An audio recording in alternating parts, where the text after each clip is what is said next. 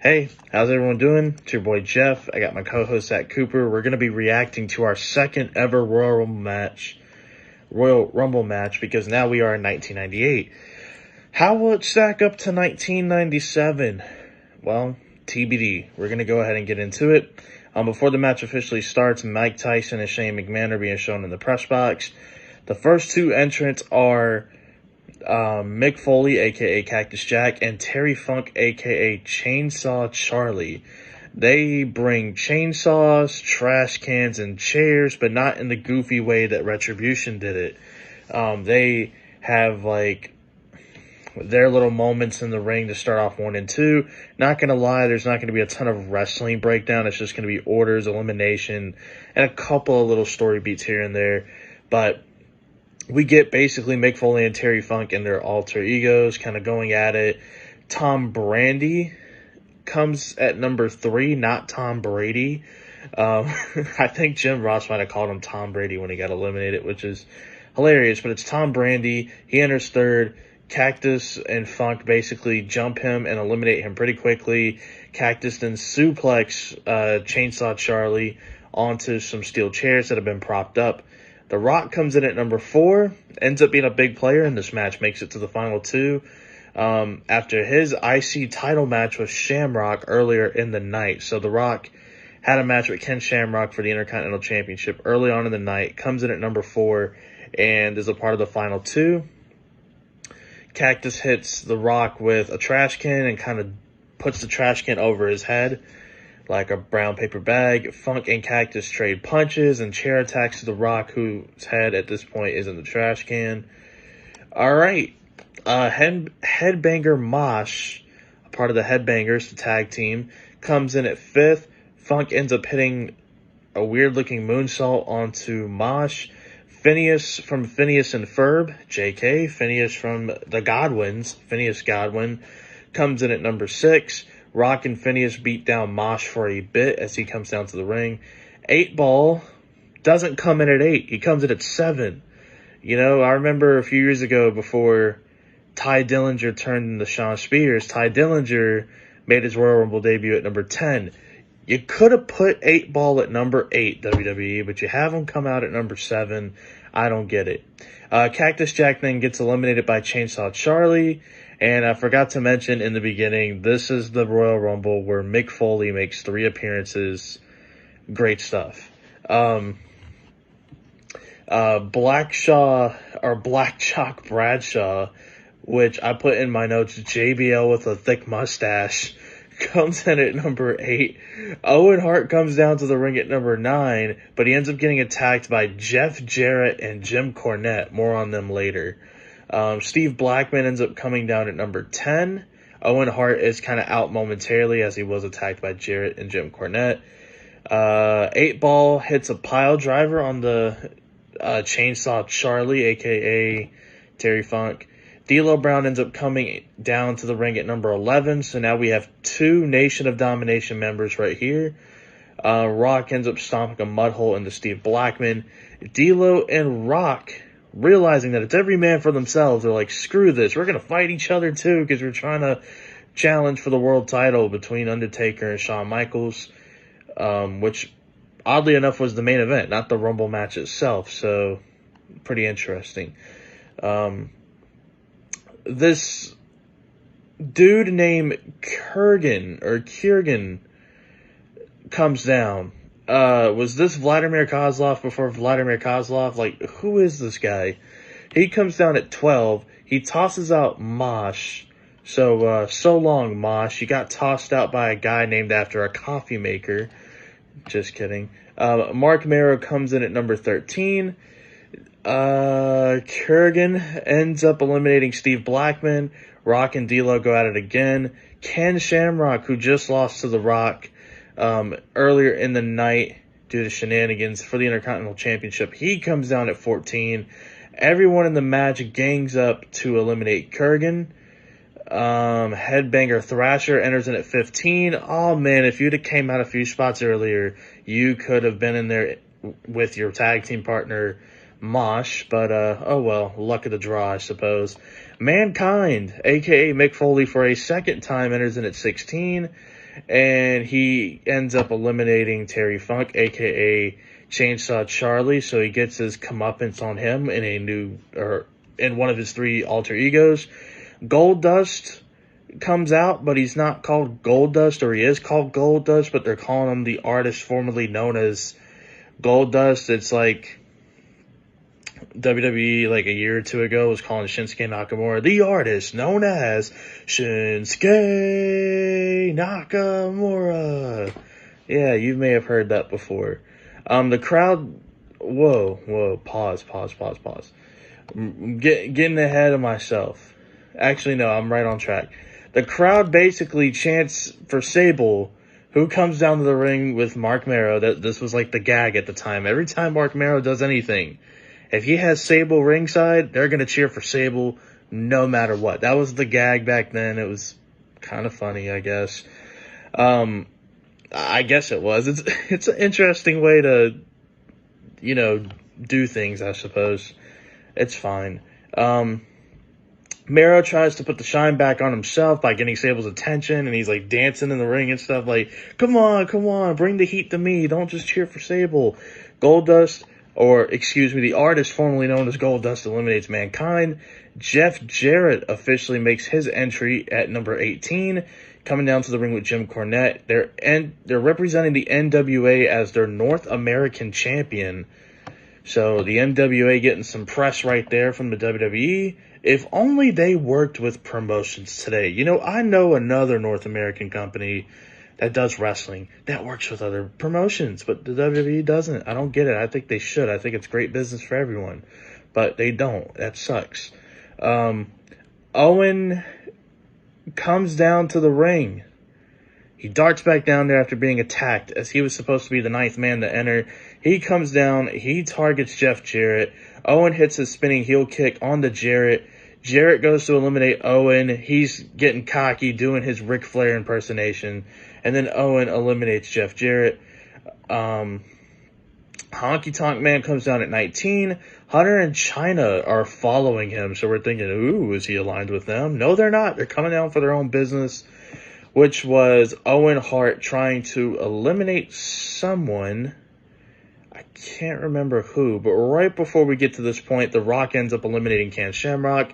They end up cutting to a replay of that later on in the match, where The Rock gives him a low blow and just tosses him over. China goes to swing a crutch at Owen.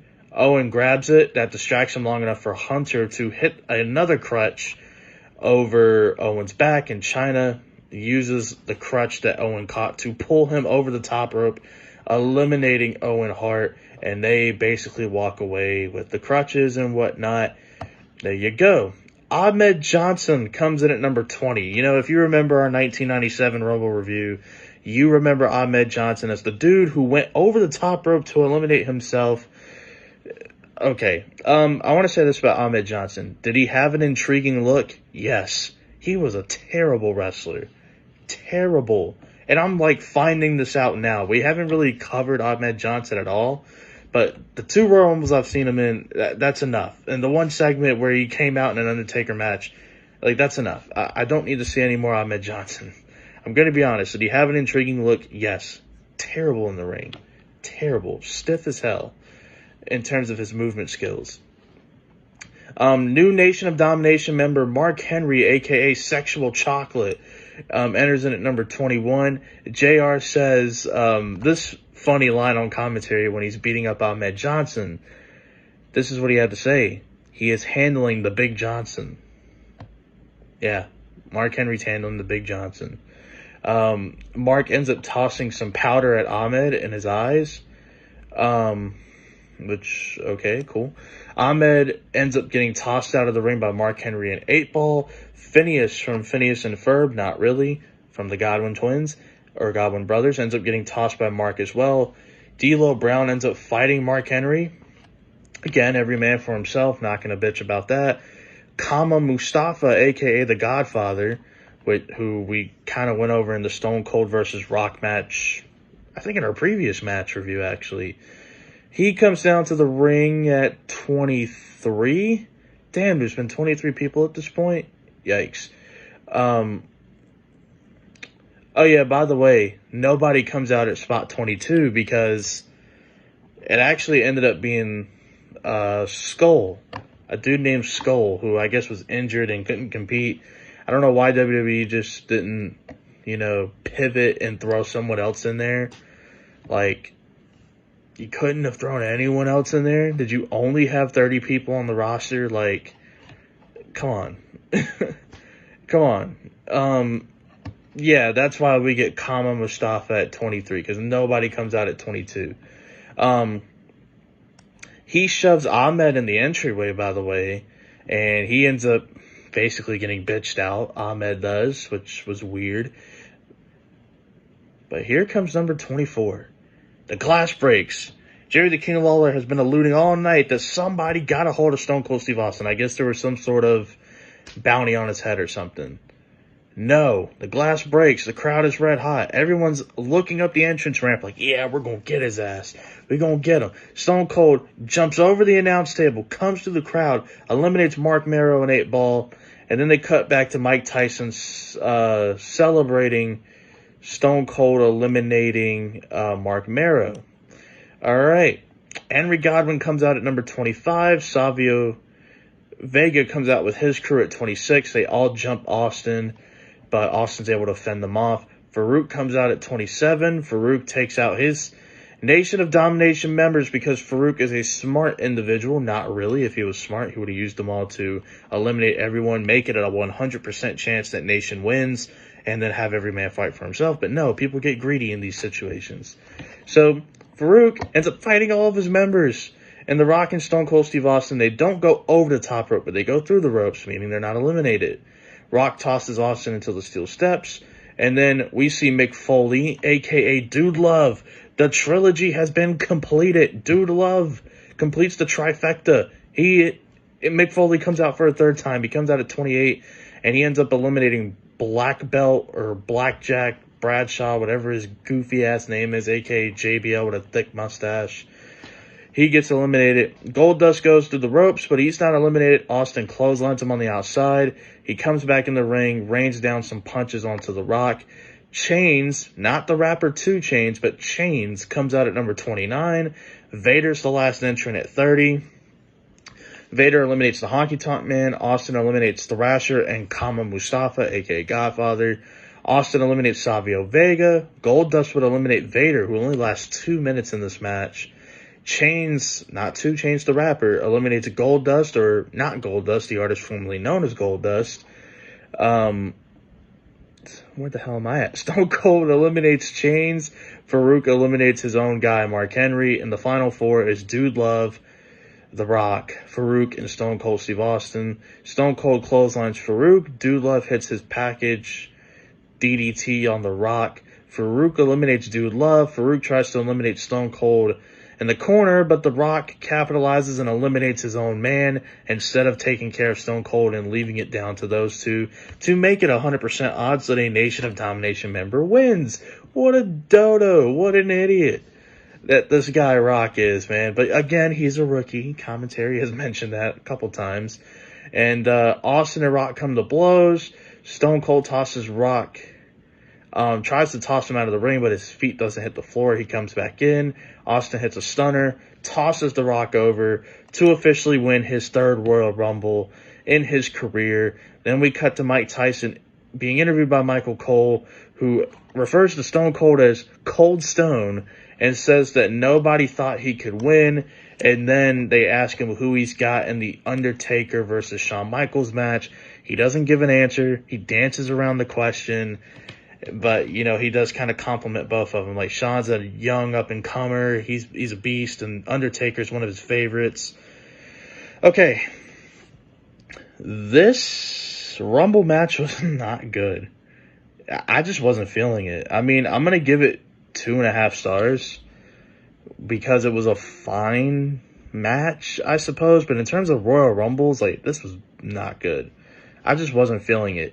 But there was the iconic moment of Mankind, Cactus Jack, and Dude Love all appearing in the Rumble, so it does get a little bit of a bump there. But in terms of a Royal Rumble, this was not good. That's just my personal opinion. I don't know what Zach gave it. We don't spoil each other's ratings. Did not like this Rumble match. It was boring. I found other stuff to do. I'm just kidding. I sat down and reviewed this match, but I really wasn't feeling it. But I'll give it 2.5 stars. But yeah, man, let's see what Zach gave it, and we're gonna move on. I think the next match will be Undertaker versus Shawn Michaels. So we will see who Stone Cold challenges at WrestleMania 14, I want to say. Yeah, at the next WrestleMania. I think it's 14. But we'll see you guys then.